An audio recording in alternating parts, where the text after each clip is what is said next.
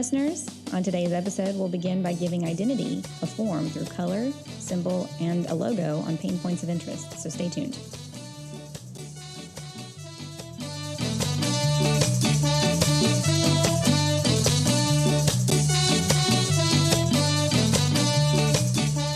One of the questions from yesterday's episode was, what colors do you see when you visualize your business?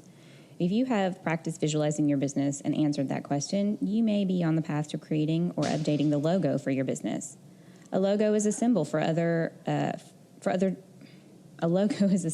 or other design adopted by an organization to identify its products, uniform, vehicle, etc. And as such, a logo is critical to helping others recognize your business. Think about logos that you immediately recognize. It's a two-way street. If you see the logo, you know the name of the company, and likewise, if you hear the name of the company, you recognize or imagine its logo. For example, Apple, Nike, McDonald's. When Sarah said apple, your mind almost immediately conjured an image of a white apple with a small piece removed at the top right. When she said Nike, the famous swoosh appeared in your mind. And when we said McDonald's, those golden arches were likely clear as day. When you see these logos or hear the company names, you don't always immediately think about those that founded or run the company. You think of the company as a whole entity by itself. A logo and a name are the most important part of giving your business an identity.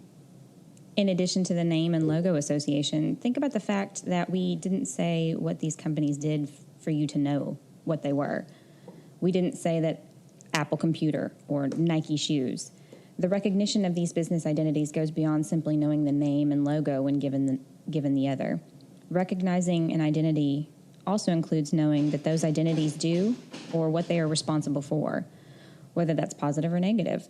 We know that Nike makes shoes. We know that McDonald's makes food. So now when we see these logos, we think about shoes or hamburgers.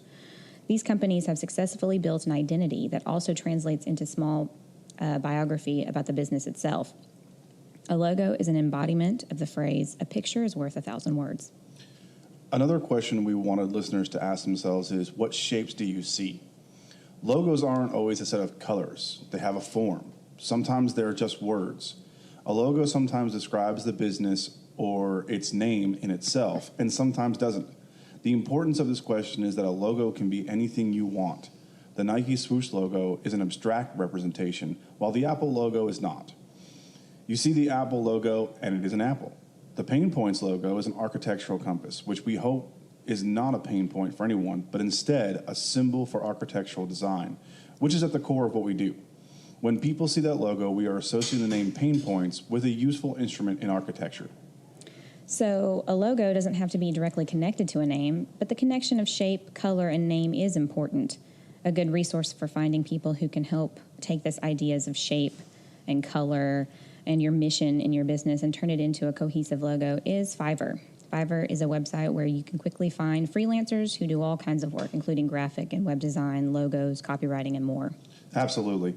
If you've already determined how to describe your business identity through color, shapes, and what you do, then you can take those to someone and have a logo creative inexpensively. Well, I think that's going to conclude today's little episode of PaynePoints of Interest. Please stay tuned tomorrow as we talk about owner versus business identity.